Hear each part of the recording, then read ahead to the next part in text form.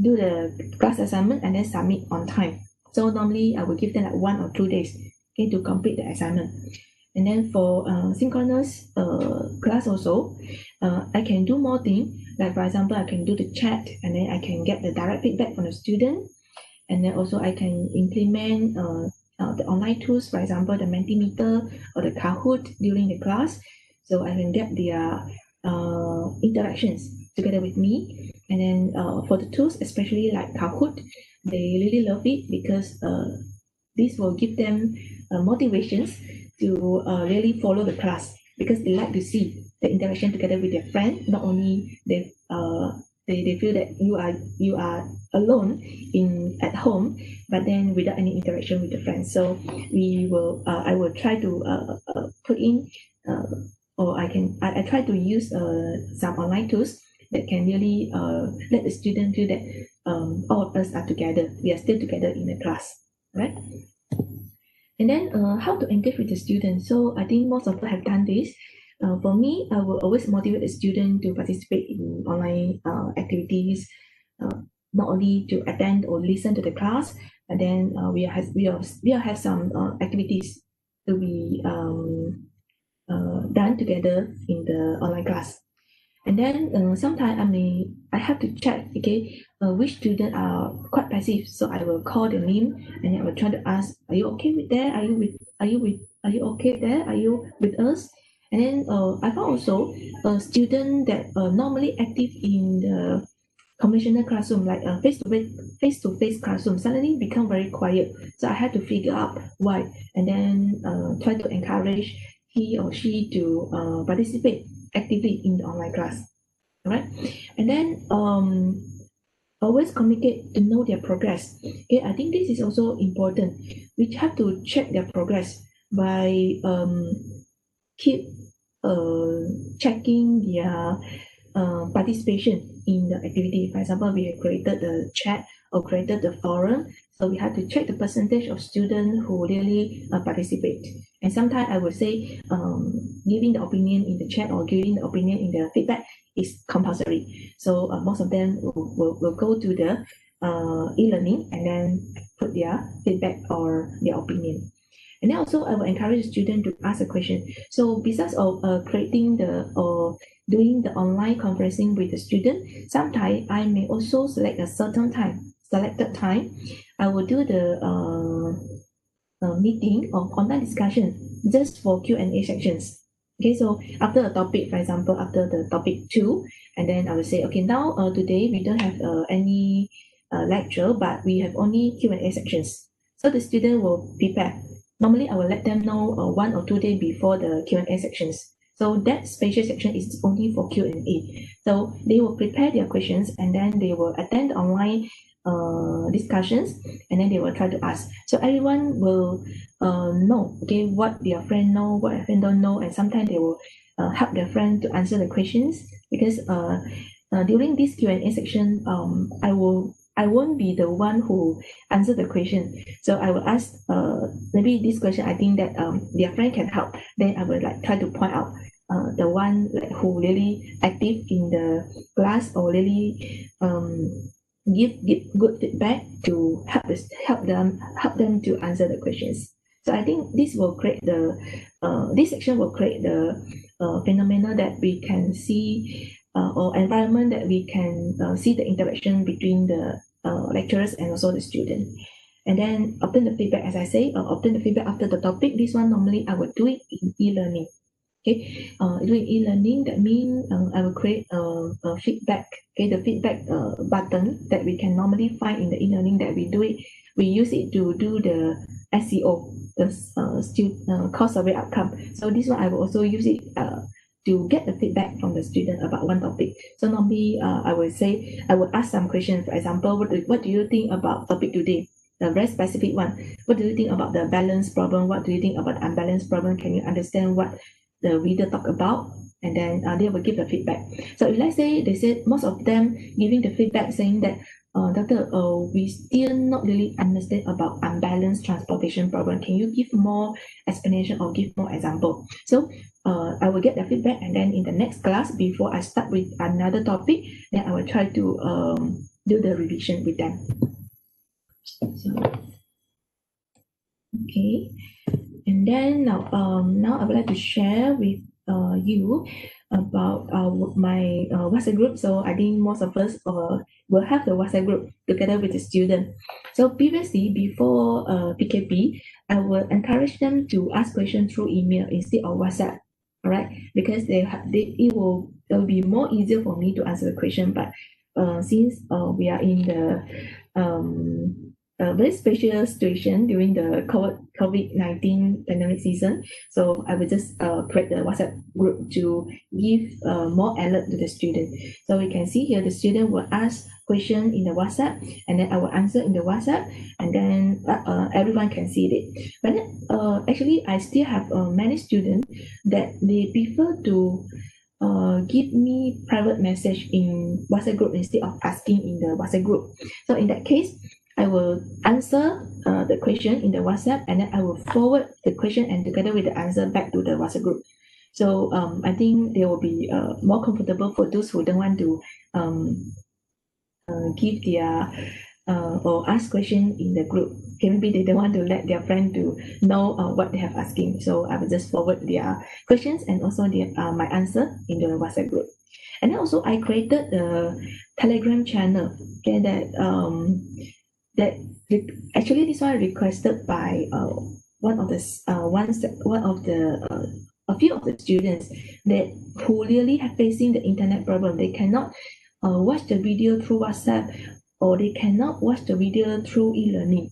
Okay, because they said that their internet connection is not that strong. So they asked me to put in the videos into the Telegram. So I create the Telegram channel. This Telegram channel, I will be the one who can upload the thing or do the announcement. All right, in the Telegram channel. This is different from the Telegram chat that we normally can do the two-way communication. So in this channel, I will put in all the videos that I have recorded in online class, or the video that I record and put it into e-learning, so they can learn from the Telegram channel. So I think that there will be a good temporary solution for those who do not have strong internet connection or do not have enough space and storage in their handphone. And then for information, I still prefer to use e-learning as a main platform for my class, right? So it will be a very consistent record or announcement in my e-learning announcement. For example, you can see on the screen here, I will have all the announcement. As this announcement will be same like in our WhatsApp group. So the student will be easier to refer because they no need to scroll in the WhatsApp group. What is important announcement that I have posted and so on. So they can come directly to the e-learning and see all the announcement. They can just focus on each important announcement that they want to know. All right. So because we know that if we put in the announcement only in the WhatsApp, sometimes the student may miss it. All right. And then for active learning, normally I will use Kahoot, as I say just now, and then a Mentimeter, and then some activities that we can do in the e-learning here. Normally I use a chat, the choice, and so the feedback that I will normally use after each topic, and then the quiz. Okay. And then I believe that there are some others tools that we can use, but I'm not really good in that. But maybe you can explore during the workshop organized by UTM Lead. And then I think forum also a very good tools for us to use. Especially we can post the question there, and then we ask the student to give their answer or to do the discussion in the forum, and then we can monitor their progress from the forum, right? And then for my class, especially like the linear programming class that I handled last semester, I will try to put in I try to include the assignment that not only for calculation, but for them to think. after they understand a theory, for example, they need to think about it, they need to find the solution themselves, or they need to relate it to some real life problem. And then they need to give me a short explanation or analysis about what they have done. Yeah, so you can see here that is one of the example that I can share with you all about our subjects, that not only about calculation. Of course, most of our assignment is about calculation, but sometimes I will give this kind of assignment. So I can feel that the student sometimes will become a bit panic when they have this kind of question, especially number 2. I ask them to provide a real life example, okay, on how can we identify this theorem or this theory, or how can we implement, or how can this theory that we have learned, or how can this method that we have just learned in the class, or we just solve the exercise, and how can we relate it to the real life problem. So I ask them to find the solution, okay, from internet, and then give the explanation as well. So I will check one by one their assignment based on their submissions. Okay, so why I do that is because sometimes if the student only learn the theory and then solve the exercise in the tutorial, they may not have the motivation, or they may not know how to relate, okay, what they have learned with the real life problem. So they will be, I think this kind of assignment will guide them, okay, to think more on that, and then try to relate it more on the current issue, right? And then for my course material, normally I will like do some updates on it and include a few examples that really relate to our current what I say issue and so on. Like for example, now it's COVID-19, so maybe we can give example about how can we allocate the vaccine, for example, how can we allocate the face mask, or how can we allocate the sanitizer in different from different supplier to different hospital, example, right? And then we try to relate it to, we try to give them examples, okay, that relate to the real world situation. And then also in my notes, I will try to put in some websites that really related to what we have learned. So not only our course material, not only our textbook and tutorial, so sometimes they may need to refer to other websites, and then sometimes they can get some answer that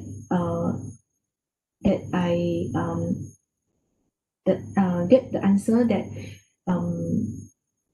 they need to solve in their assignment. For example, some opinions, some analysis. Okay, so they can find from the website. And then sufficiency with additional resources, meaning that we can give them a guideline, okay, on where to find the extra informations, but not only to give them, but we will just say, okay, maybe you can try to get this answer from this website, or try to get some example from this website.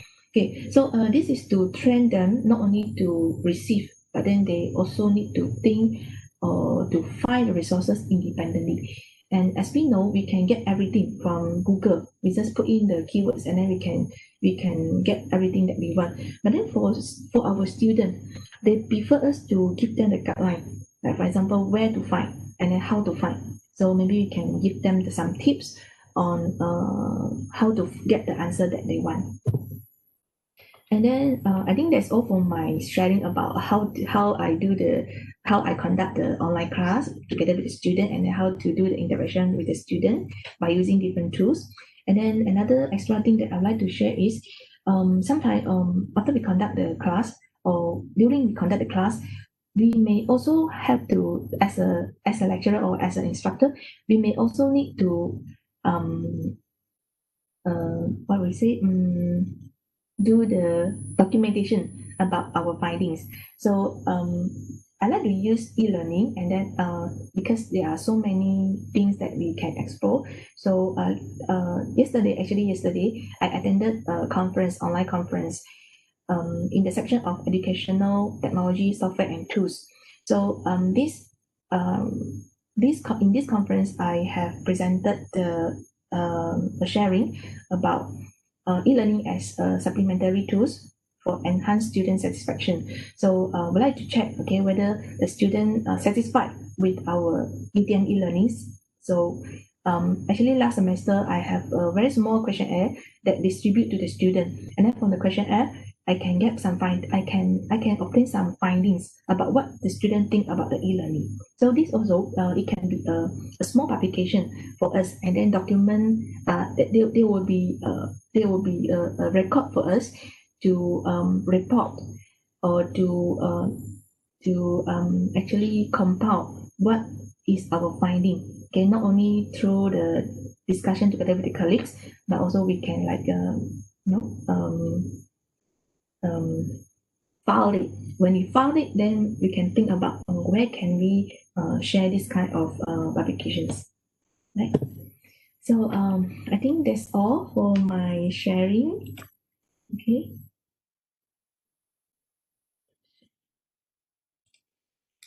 Okay, so Okay. Is there any questions for our speaker today?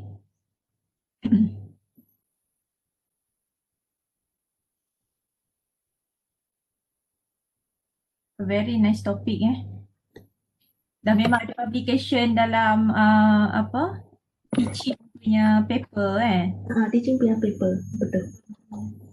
That is very nice. But then I think the tools that I was using or I'm using, I think most of our colleagues also using, right? I think that's not much special. Okay. So ada apa-apa yang nak ditanya kepada Dr. See Pheng?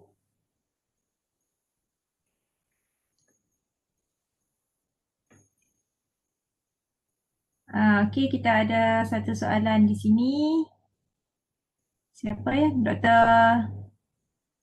Fahana. Okay. Okay, Dr. Fahana. Ada tak student yang masih tak engage I think yes, I think most of us also facing maybe a few of students tak engage kan. So yeah, we need to message them, need to check the attendance frequently. And then for example, this student never attend online class, we need to check why. And then we cannot contact the student, so normally try to check who is the PA of the student. So try to communicate with the PA. I think that is the problem. Yeah, so many methods have been tried.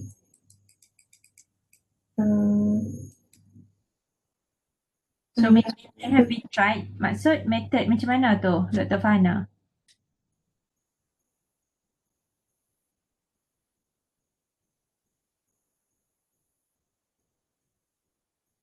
Dr. Fahana? Dr. Fahana, do you mean saya guna semua method ke in every class or? I think for me, I will select the method that I feel comfortable for me, okay, to engage with the student. Not all. I know that there are so many online educational tools that we can use. So many tools also I really not really familiar with it, but then I will choose the tools that I really feel that we can really engage with the student. Dan also the tools yang student prefer juga nak guna kan? Macam Kahoot kan student suka. Sebab the environment become very happening, the student like it, and then they know they are together with each other in the class.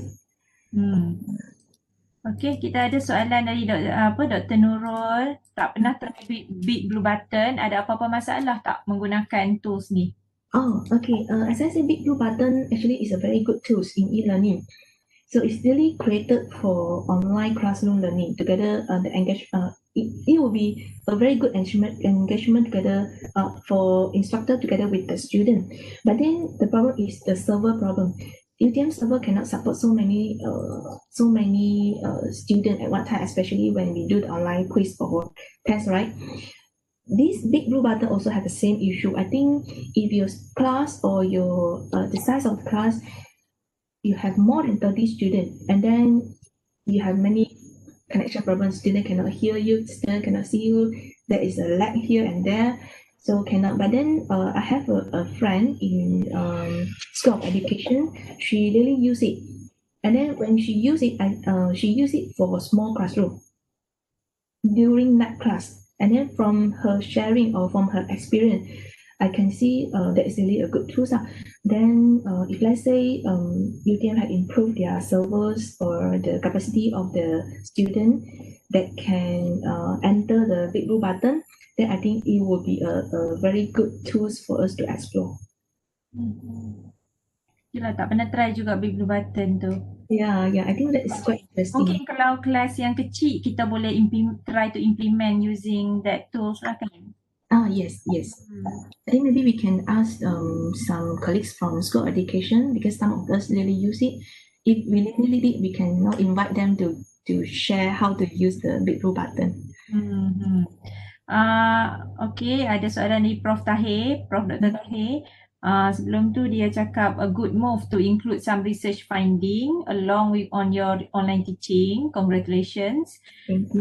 And then dia tanya how often you include research findings in your class? One semester or depends on related topic? Oh, okay. Actually, for the paper yesterday or just now, that's my first paper in for my teaching. Okay, really a first research paper.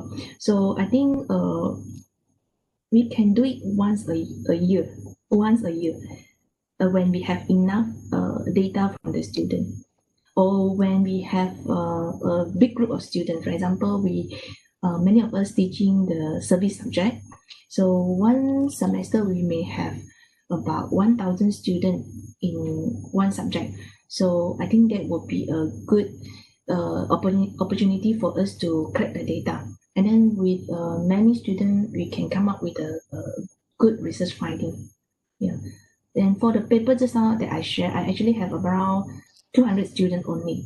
Okay, so for that kind of data set, maybe I can say if there will be a finding there, but maybe if you want to publish it in very,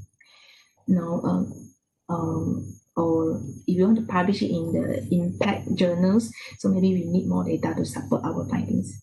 Yeah. Okay. Question from Dr. Zarina. When you publish the paper on teaching, is there any concern on approval or confidential issue, like using UTM students' data, etc.? Actually, for my paper just now, I didn't collect the data from UTM lead or from the UTM system. I actually collect the data from my own student. So during class, I will distribute them a very simple, maybe one page of questionnaire, one or 2 page of questionnaire, and then from the questionnaire, I give the title, and then I will include the aim or the objective of this questionnaire.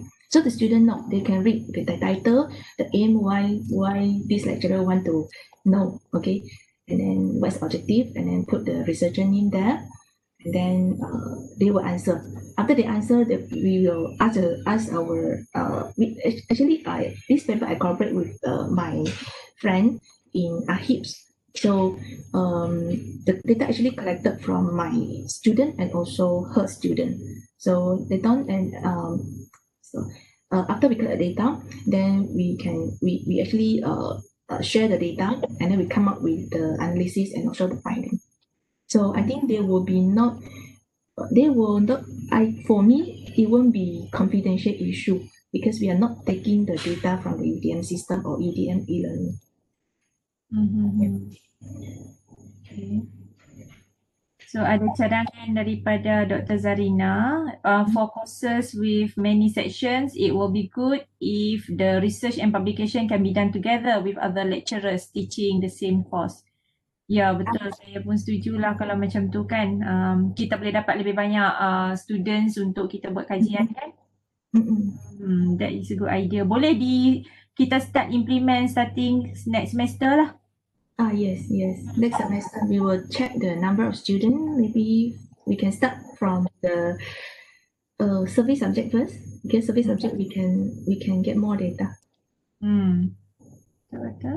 Mhm. Dah selepas minggu free ni kan, semua dah dapat banyak sangat info dan perkongsian daripada kawan-kawan kita yang lain. Jadi next semester tu harap dah boleh dapat output yang lebih hebat lah. Okay.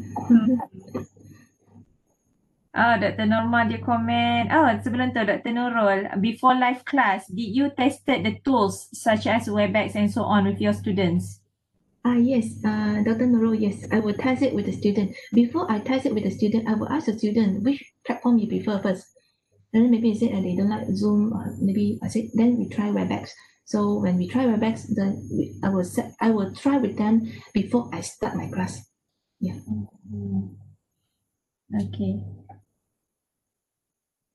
So Dr. Norma dia bagi additional comment, big blue button dia banyak gunakan bandwidth, sebab tu dia agak heavy untuk guna macam Dr. See Pheng dah mention tadi lah kan. It's about the connection dekat ni lah, dekat UTM system tu. So ada apa-apa lagi soalan yang nak ditanyakan kepada Dr. See Pheng? Very good sharing, good eye opener kan. So saya pun, sebab after this kita pun diminta untuk buat publication dalam teaching kan. So it's a good eye opening lah bila tengok Dr. See Pheng dah already ahead of me. Dah berada di situ. Just try, then they accept our paper, then we just publish. Yeah. Okay, so kalau tak ada, if there is no any other questions, I would like to share video from our director. Okay.